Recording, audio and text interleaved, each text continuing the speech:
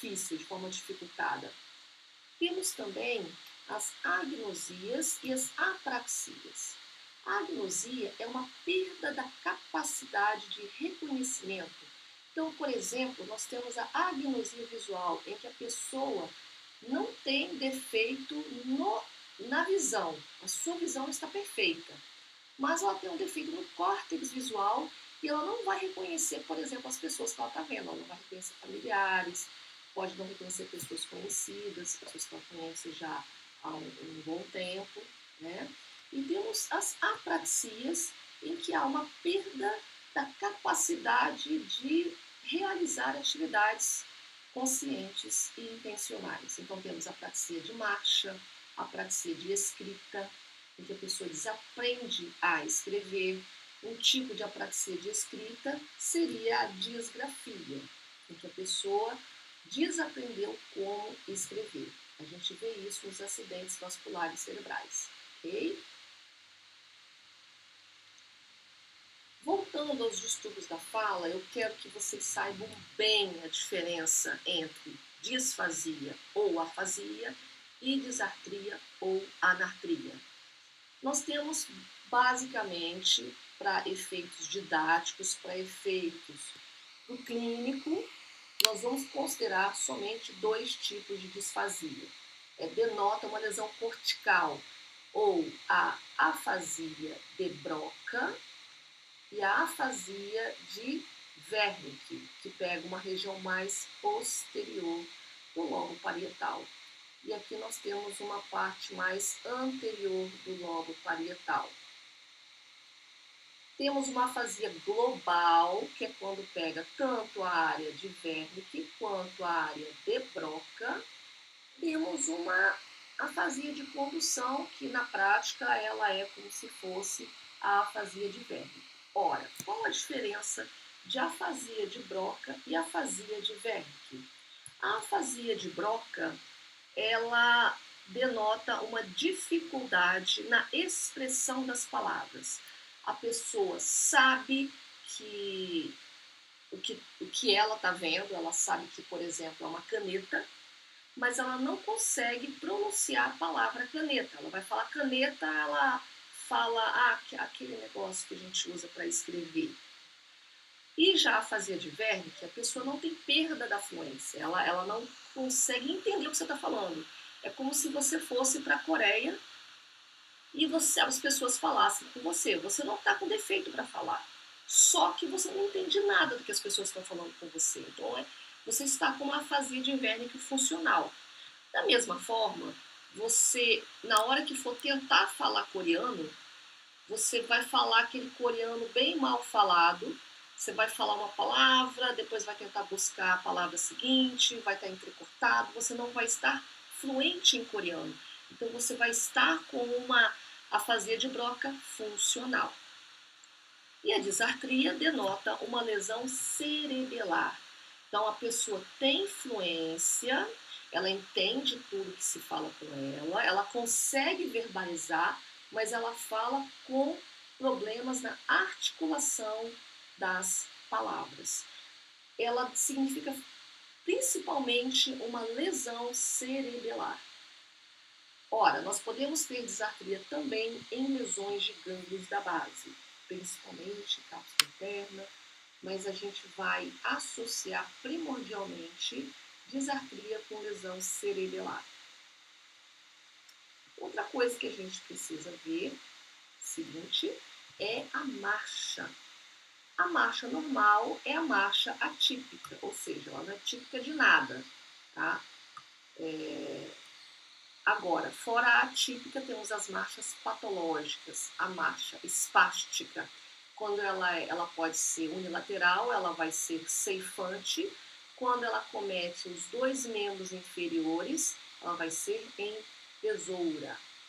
Na prática, no ambulatório, vamos ter oportunidade de ver isso pessoalmente. Temos a marcha parkinsoniana, que é aquela marcha de pequenos passos, com o tronco encurvado para frente, a figura típica da bruxa de contos de fadas. A marcha escarvante, em que a pessoa levanta o pé pé, a perna para andar, porque ela tem uma queda distal. Temos a marcha anserina, perdoe-me aqui, o corretor acabou me sabotando e eu não vi. Então, aqui no lugar de answering, nós temos a marcha anserina, ok? Então, não é isso aqui, não. Não, é anserina, ok?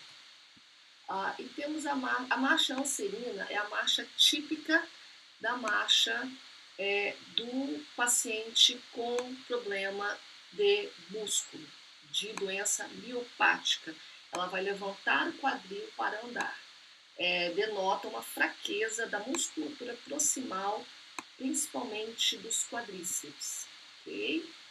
E, por fim, nós temos a marcha atáxica, que é a marcha cerebelar, a marcha de base alargada, do que está em libação alcoólica, é a marcha cerebelar de base alargada, comumente associada a tremor. Então, aqui no lugar de answering, nós temos a marcha anserina. Anserina.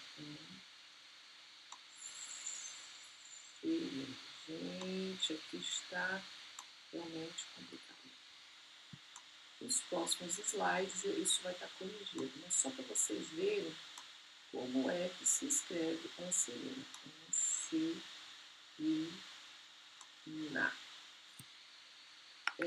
Vem da marcha do ganso. Ok? Bom, então, aqui é um exame de marcha, tá? Temos uma marcha atípica, a gente pede para a pessoa andar em linha reta, pedimos para andar na ponta dos calcanhares e para poder ver a força distal dos pés, pedimos para andar na ponta dos pés e pedimos para andar aqui, ó, dar a volta, um pé na frente do outro, ok? Vamos testar o equilíbrio. Tem o Romberg, positivo e negativo. Positivo é quando a pessoa tende a lateralizar ou ir para frente ou para trás. No Parkinson, ele vai tender para trás, principalmente se você der uma puxadinha nele, ele vai cair para trás sem um reflexo de apoio do pé. Okay? É importante que você esteja do lado e um pouco atrás do paciente para que ele não caia. Porque se cair, a coisa vai ficar feia. Okay? E aí chegamos aos nervos cranianos, tá? Essa aula ela está em duas partes, porque o volume é grande. Então, nós vamos ver essa primeira parte até os nervos cranianos. Na segunda parte, uma parte mais simples, vai ser a segunda parte. Então, os nervos cranianos, nós temos o nervo 1, que é o olfatório, e aí você pode botar a pessoa para cheirar um café, tabaco, erva doce. Coisas com álcool, não, porque aí você já não sabe se está havendo uma irritação pelo álcool ou se realmente ele não está tendo capacidade de cheirar. Okay? Nervo óptico, nós vamos fazer a fundoscopia simples, que é com oftalmoscópio, a acuidade visual. Então, a gente pede para a pessoa ler de perto, de longe, sempre tem que estar comparando com você. Se você usa óculos, use o seu óculos. A campimetria por confrontação, que nós vamos mostrar como que se faz. Tem a campimetria com o aparelho, campimetria digital, mas essa é com o oftalmologista. A avaliação do terceiro nervo, que é o oculomotor, o terceiro, o quarto e o sexto são responsáveis pela musculatura ocular extrínseca. Tá? O nervo oculomotor inerva o músculo reto medial. Então, quando você tem uma lesão dele, você vai ter um desvio divergente, você vai ter um desvio para fora. A gente vai ver o exemplo lá na frente. Ele também cuida da reação pupilar e da força da pálpebra. Então, uma lesão de nervo oculomotor, você vai ter uma ptose palpebral, ipsilateral, uma midríase e um estrabismo divergente. O globo ocular vai para fora, ok? O nervo troclear inerva o músculo oblíquo superior. Faz o olho rodar para baixo e medialmente. É o único nervo craniano que cruza a linha média. Atenção, é o único nervo craniano que cruza a linha média. Portanto, é o único nervo craniano que provoca alterações contralaterais à lesão. Todos os outros nervos cranianos vão provocar sintoma ipsilateral, ou seja, do mesmo lado da lesão. O nervo troclear, que é o quarto nervo craniano, que inerva o músculo oblíquo superior, é o único nervo craniano que cruza a linha média, portanto, é o único nervo craniano que provoca alterações contralaterais à lesão. Essa é a campimetria por confrontação. O examinador ele tem que fechar o mesmo olho correspondente ao paciente, ok? O paciente oclui o olho direito e aqui ele oclui o olho esquerdo. E ele pede para o paciente ver qual dos dedos que está mexendo, da esquerda ou da direita. Nós vamos ver isso na prática, ok? Aqui é um exemplo de fundo de olho, mas esse fundo de olho não é o que a gente vê quando a gente vai fazer o fundo de olho com o oftalmoscópio normal. O nosso oftalmoscópio manual, a gente vai começar vendo essa partezinha só da papila óptica, a gente vê uma escavação fisiológica, a gente vê as artérias e veias retinianas saindo e entrando. Quando tem sinais de edema, a gente vê que as artérias estão túrgidas. A gente como não consegue ver a papila por inteiro, a gente vê ela em pedaços, então a gente vai percorrendo as bordas da papila para saber se elas estão nítidas.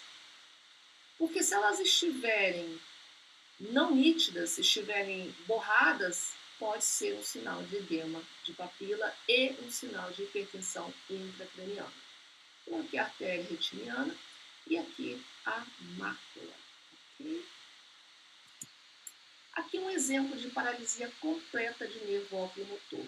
Aqui a gente teve que levantar a pálpebra da paciente porque ela estava com a pálpebra fechada.